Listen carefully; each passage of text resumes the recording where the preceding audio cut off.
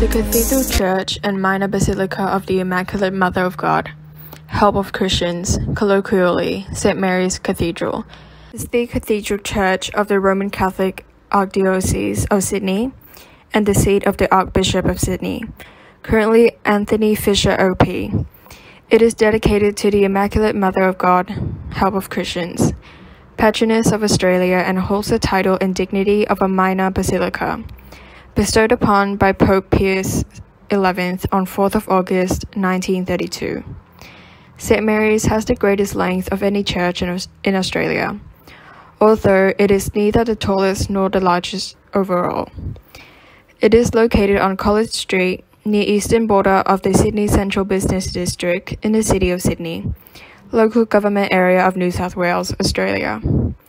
Despite the high-rise development of the Central Business District, the cathedral's imposing structure and twin spires make it a landmark from every direction. 2008, and was visited by Pope Benedict XVI, who consecrated the new forward altar. The cathedral was designed by William Wardell and built from 1866 to 1928. It is also known as St. Mary's Catholic Cathedral and Chapter House, St. Mary's Cathedral and St. Mary's Cathedral. The property was added to New South Wales State Heritage Register on 3rd of September 2004.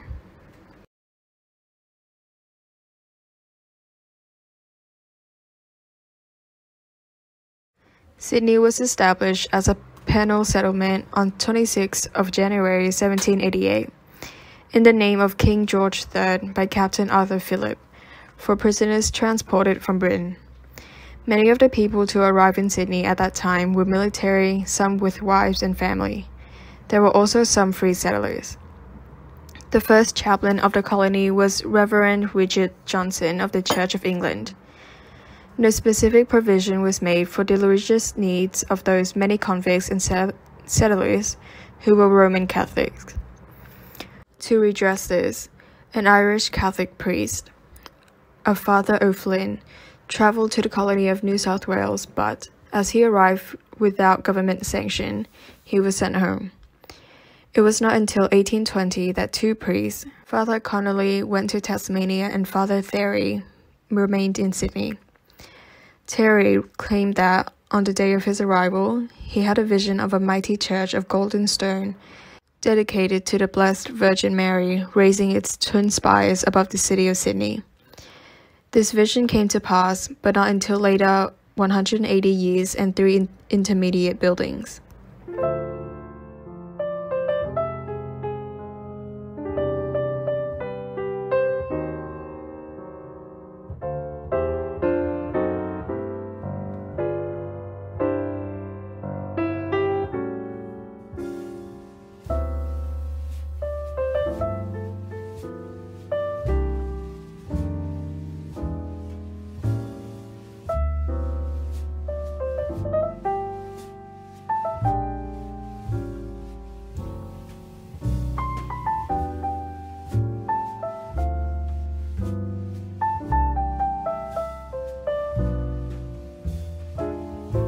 Father Terry applied for a grant of land on which to build a church.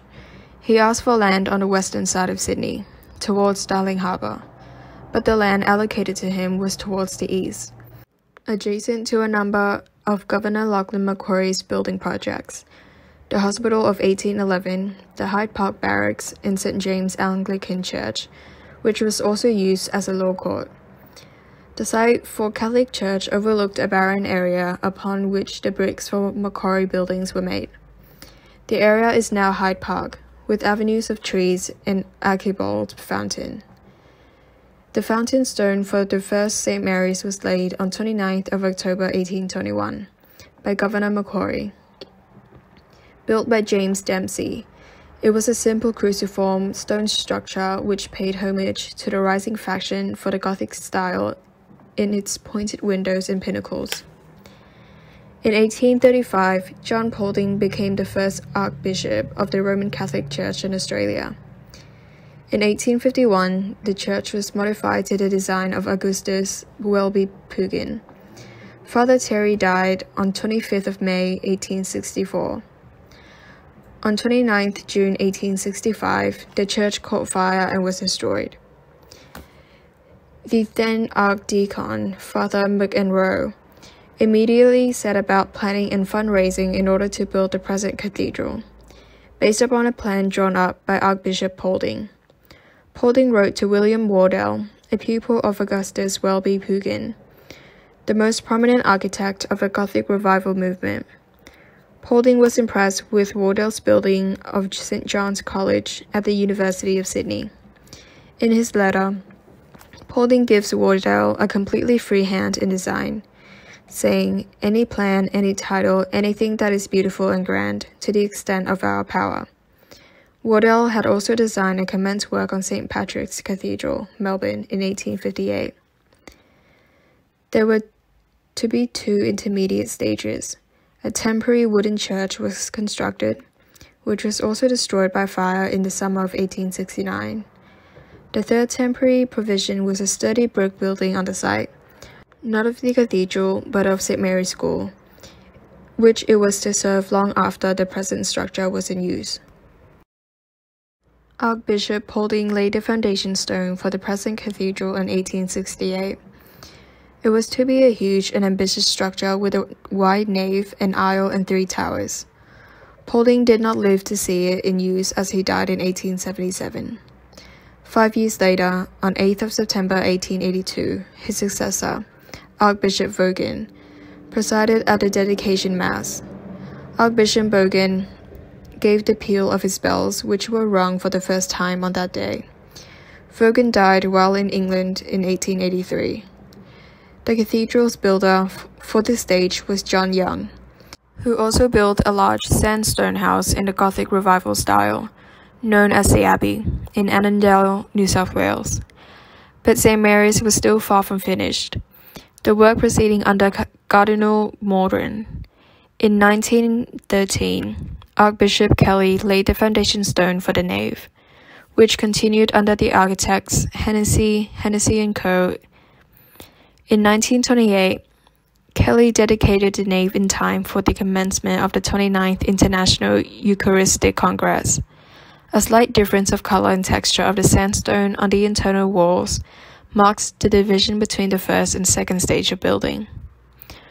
Following the death in office of Prime Minister Joseph Lyons in April 1939, he lay in state at St. Mary's for several days before being taken to his hometown of Devonport, Tasmania, for the burial. The decoration and enrichment of the cathedral continued with the remains of Archbishop Vaughan, being returned to Sydney and buried within the chapel of the Irish Saints. The richly decorated crypt, which enshrines the bodies of many of the early priests and bishops, was not completed until 1961, when it was dedicated by Cardinal Gilroy. For many years, the 2 squared-off towers of the facade gave a disappointing appearance to an otherwise elegant building. It was from time to time suggested pinnacles should be put up to match the central tower, as it appeared plain that William Wardell's proposed spires would never be built.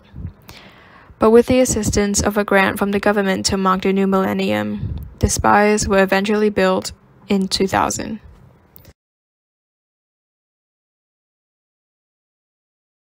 St. Mary's Cathedral is unusually among large cathedrals in that, because of its size, the plan of the city around it, and the form of the land, it is oriented in a north-south direction rather than the usual east-west. The liturgical east end is at the north and the west front is to the south. The plan of the cathedral is a conventional English cathedral plan, cruciform in shape, with a tower over the crossing of the nave and transepts and twin towers at the west front, in this case the south. The chancel is square-ended, like the chancels of Lincoln, York, and several other English cathedrals. There are 3 main processional doors in the south, with additional entrances conveniently placed in the transept facades, so that they lead from Hyde Park and from the presbytery buildings and school adjacent the cathedral. The architectural style is typical of the Gothic revival of the 19th century. Inspired by the journals of the Cambridge Camden Society, the writings of John Ruskin, and the architecture of Augustus Weldy-Bugin. At the time that the foundation stone was laid, the architect Edmund Blackett had just completed Sydney's very much smaller Anglican cathedral in the perpendicular Gothic style, and the main building of Sydney University. St. Mary's, when William Wardell's plan was realised, was to be much larger, more imposing and more sombre structure than the smaller St. Andrew's, and, because of its fortuitous setting, still dominates many views of the city despite the high-rise buildings. It is based fairly closely on the style of Lincoln Cathedral, the tracery of the huge chancel window being almost a replica of that at Lincoln.